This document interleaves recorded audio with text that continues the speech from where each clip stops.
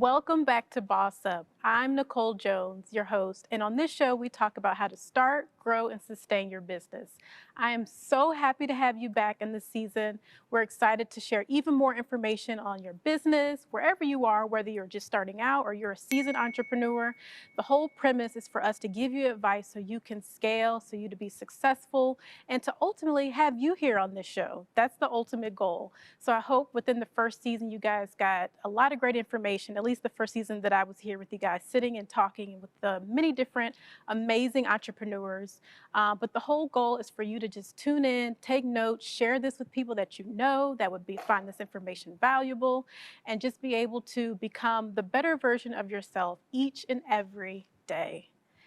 As we start out this new season, the one thing that we want to focus on is being able to continue to do a lot of those things where we're sharing information to make sure you're the best in your business, but also just welcome you back and let you know that, there's even more content coming. And I also want to share a little bit more information about what we have working on here and what I've been working on behind the scenes since our last season.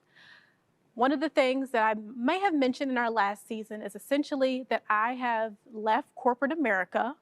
Last year was my last year working in corporate America as a project manager. You might have even heard me mention on the episode with Dietrich where we're talking about operations and my background in project management. But ultimately, I have been able to leave corporate America to start my own project management operations company, the PM Suite. So if you're interested and want to learn more information about that in particular, be sure to check out the PM Suite. And, this is ultimately to help you propel in your business of operations. And a lot of the things that we talk about on this show, we talk about how to start your business, what some of those steps are based on the different guests that we have. In a lot of cases, people who are just starting out, they don't necessarily have the operations piece down to the nines, or they don't even know where to start. So that's where I come in with the PM Suite, basically allowing and sharing my information over the 10 years of project management on how you can best set up your operations, your systems. I think systems is another huge buzzword that a lot of people like to use, and they don't necessarily know what that means. So I actually help you with that process as well. Through that, what I want to share on this first episode is just some of the things that I've been able to identify, learn about myself as a new entrepreneur. One of the many things with Boss Up is basically not only just to share the many tips and tricks, but also to share my story of how I'm actually living the Boss Up mantra itself. And I will say, initially, I was excited, I was nervous, just because it was such a huge transition for myself. This is something I have never actually done before, but I've always dreamt of. So if you're someone who's in a similar position where you're like, you know what? The great resignation is upon us. I'm also feeling the itch or the bug, this is something that I've always had on my vision board across the many years of being a self-employed entrepreneur, working in my business full time, being able to hire on different people. I hope this information will be helpful to you. So, as I said, I just left corporate America, but I'm not going to claim that I know everything. I'm just learning along with you, and I'm just sharing my journey as I'm going through this process. So, I'm just going to share some of the newbie tips that I've been able to instill into my daily workflow, my process, and what I've just been able to reflect on as I've been able to go through this journey. And one of them being, don't let the hustle allow you to cave. Basically meaning you don't want to get into this mindset where as soon as you become an entrepreneur, you need to be on hustle mode. You need to put out different million products or services all at once just so you can bring in an income. That's not what you want in your business. The whole purpose of Boss Up is, in one instance, to actually share with you how to sustain your business. And in doing so, you want to set up a mean and good strategy so you can be successful all throughout your business, not just the start, because everybody's excited for you to start your business. So you have family members, you have friends who are purchasing some of your products because they're so excited for you in your transition. But you want to be able to be in a mindset and a situation where you can continue to sustain your business. So the hustle mindset, although it allowed us to get into certain doors, enter in certain rooms, it will not always sustain you. So you need to actually have a strategy in place. One of the things that I did before actually leaving corporate, I didn't quit cold turkey, and I didn't quit because the great resignation is just all of a sudden become a buzzword. This is something that I have been working on for quite some time. This is something that I have talked about with my husband, talked about with my family and friends, and this is something that I have been planning for throughout the many months and years on how to actually get to this point. This was not just a one and done situation. I didn't wake up one morning and say, you know what, I'm just going to leave. I'm just going to hustle it out and make do. You have to have a strategy in place. Think about all the different things you have to take care of within your business and in your home. Do you have to take care of other people in your home? Do you have dependents? Do you have to take care of the elders of your family? Or if it's just you, are you able to sustain by yourself without a constant income from a company that you would normally clock in and clock out to?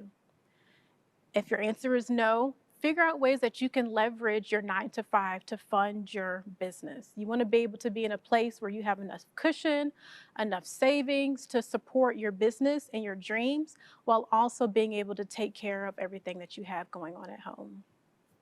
Sound good? Awesome. I don't want you to be in a place where, again, this buzzword of the great resignation. So a lot of people are actually willing to leave corporate just on a whim. We want to be smarter than that. Our goal is not to just continue to preach information in terms of start your business, start your business, start your business, without not having the right information to back you. So be sure you have your strategy in place. What does that look like? And not just a 1 year strategy, but what does your 2 year strategy looks like? What does your 5 year strategy look like? What does your business look like in 10 years? Who are some of the people that you need to hire? What are some of the opportunities that you need to start investing in now by leveraging the company that you work for, that they can help fund some of these opportunities? One of the things in terms of investments into educational opportunities that I would highly suggest, and something that I even leveraged during my time in corporate America, was utilizing my company to pay for educational opportunities that I saw outside of the company. Of course, most corporations provide training and different opportunities that you can do within the company. What if you find something that's outside of the corporation that still in somewhat coincides with what you're working in with your company, but you can also leverage outside with your own business?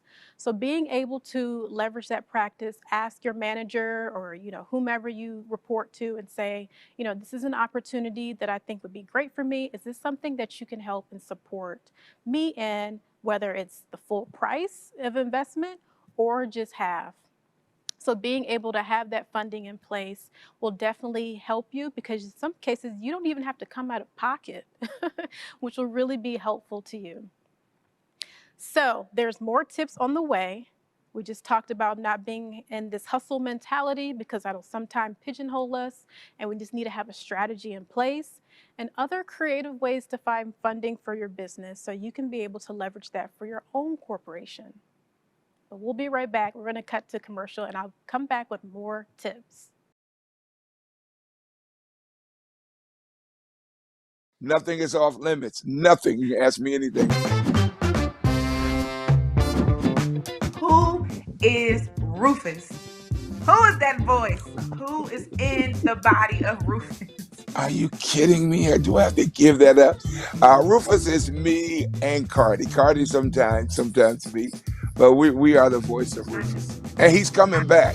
He's coming back with a vengeance. He's coming back. Stay tuned. Don't go nowhere. Yes.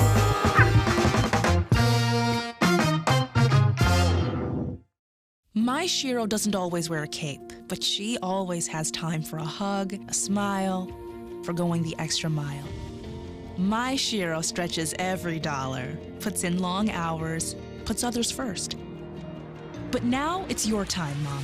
When you're ready to retire, we want you to be able to enjoy it. It's time to start saving now. A free 3-minute online chat can give you the personalized tips you need to start boosting your retirement savings today. Visit aceyourretirement.org/Shiro.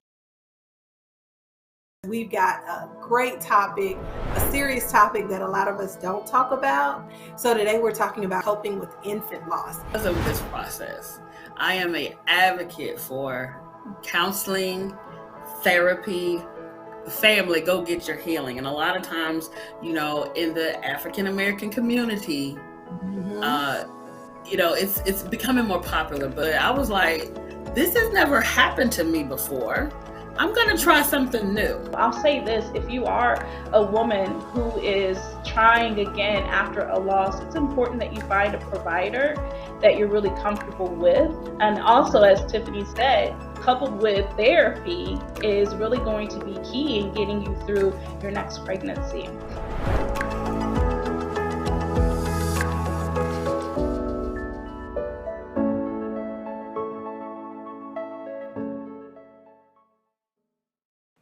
Welcome back. Hopefully you guys took some great information from the first segment where we talked about just having that strategy in place. It's going to be widely important that you actually put that in place before you make that decision to make your leap into your own business.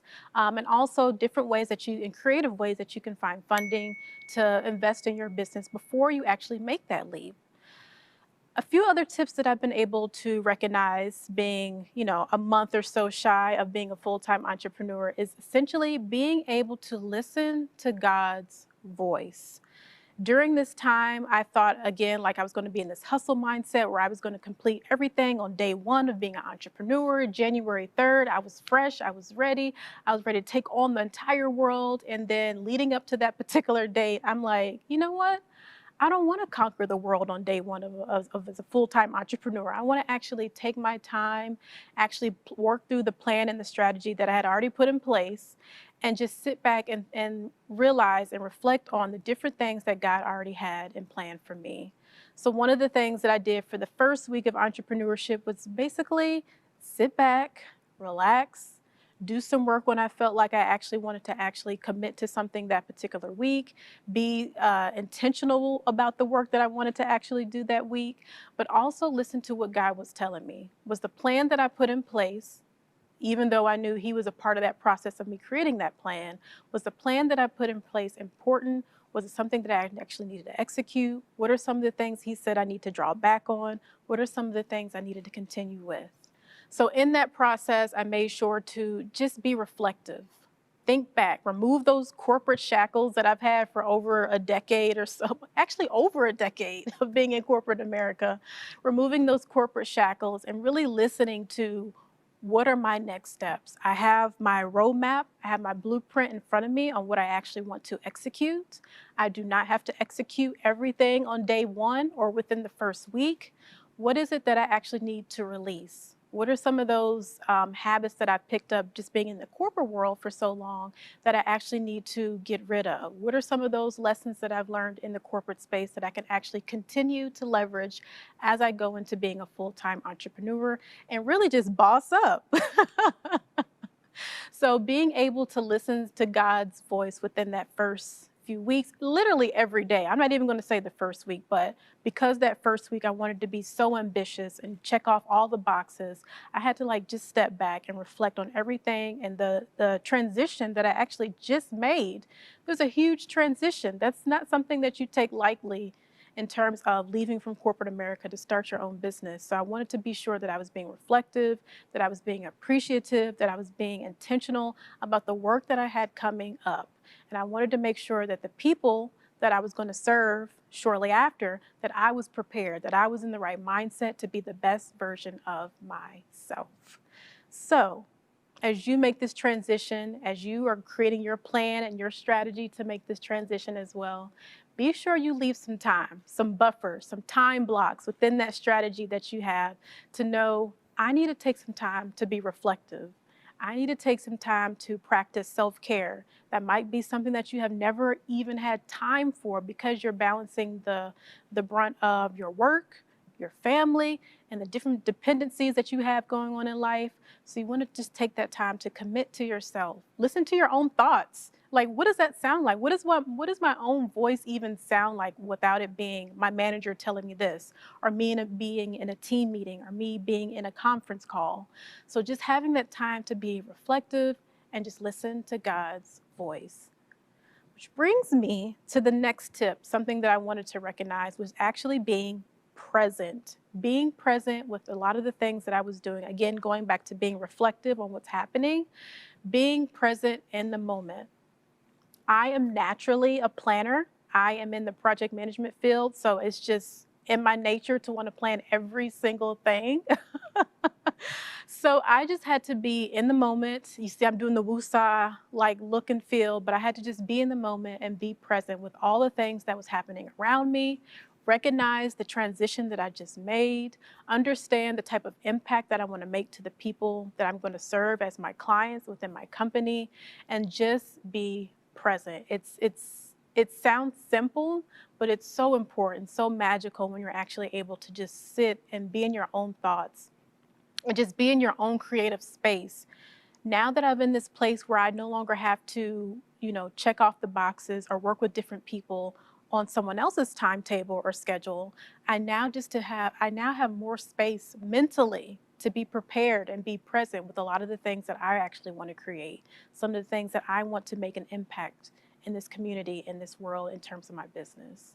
So being present is going to be so important. Again, it sounds so simple, and we sometimes take it for granted just because we're always in this hustle and bustle of life.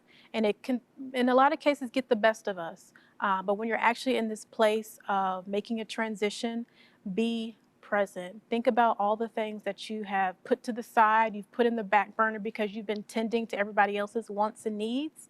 Be present in your own wants and needs and desires, because there is growth there, there is opportunity, and that's where you're going to be able to be your most creative, best version of yourself.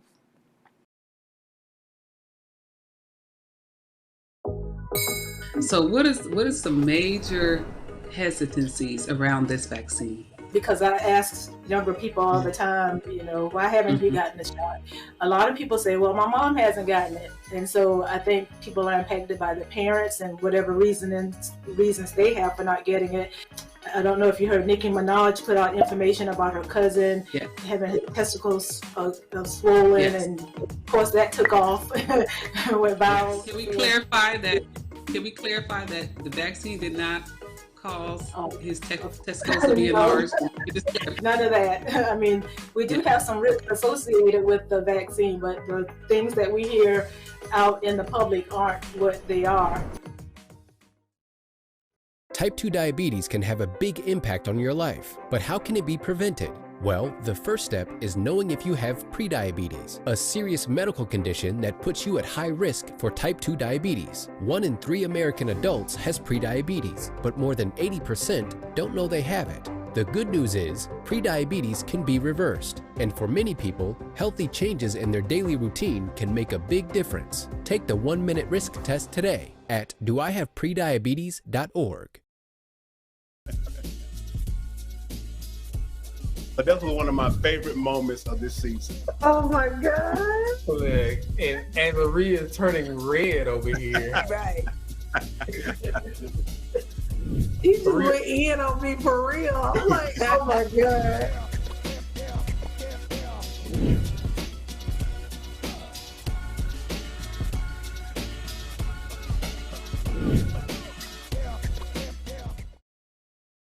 Another thing that I was able to commit to in this process is actually doing a fast.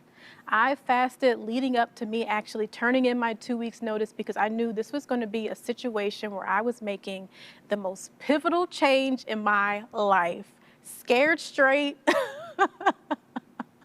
but ready and committed to make lasting opportunities and just growth within myself and with my business, and really growth within the people that were around me.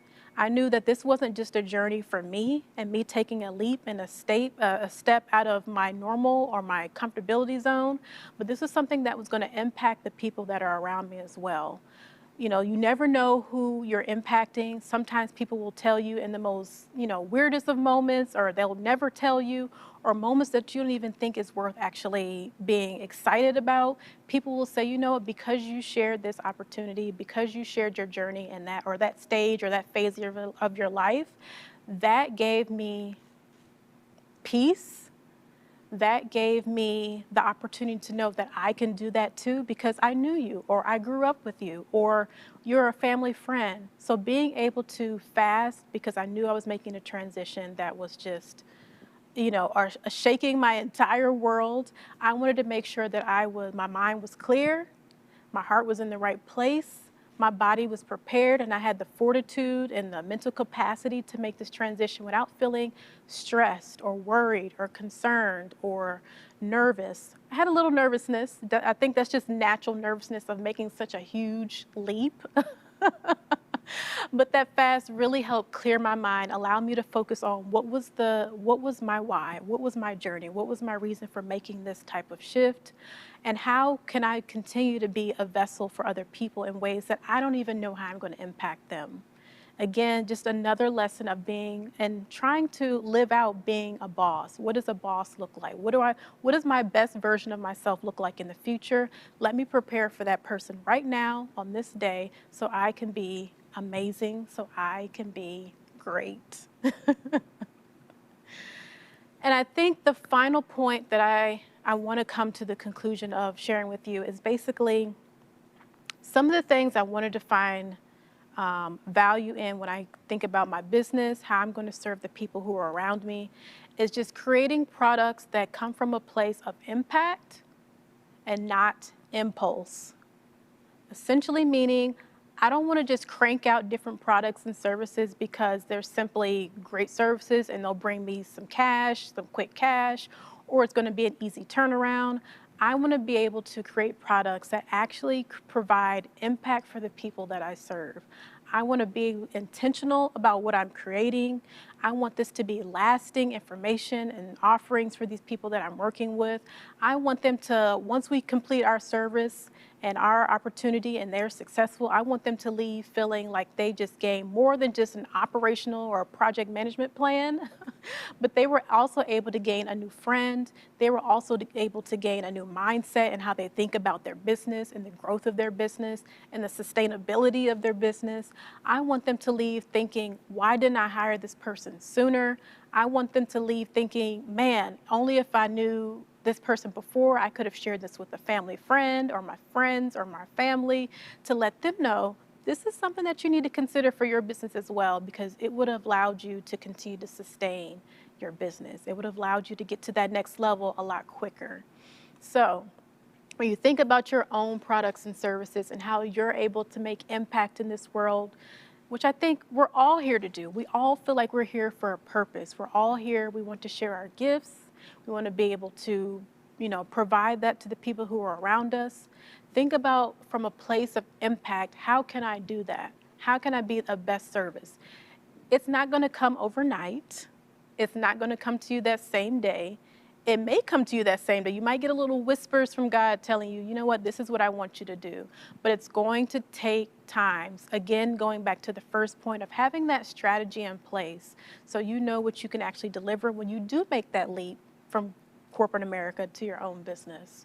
You want to be able to create materials that is lasting and that has impact. So think that through. Even if you don't have it all right now, just write down little notes in your journal or your sticky notes or wherever you log everything on your phone, and just outline what are the ways that I can make impact into this world. Over time, be able to document that and just allow yourself to live out what are some ways that I can do that in my business. Think about creative ways that you can do that. Google search. Be able to look at some of your competitors and just do like a competitive analysis on, these are some of the things that I want to be able to offer to my clients as well. What are ways that I can do that, but with my own creative spin? So that was a lot. Again, I'm not going to claim that I know everything of being a full-time entrepreneur. I'm just fresh in it a month or so. And I just wanted to share some of these tips based on what I'm learning, what I'm identifying, what I'm experiencing through this process. So I want you to be great. I want you to tune in for the rest of the season because it's going to be amazing. If you love the last season of Boss Up, you will not be disappointed this season. We have even more amazing guests, even more amazing topics. And I want you to just tune in, share this information like always, because I think we're all in this place where we're wanting to have our own business. Even if you don't plan on leaving your 9-to-5, you still want to have a business on the side just to bring in passive income. This information will help you too.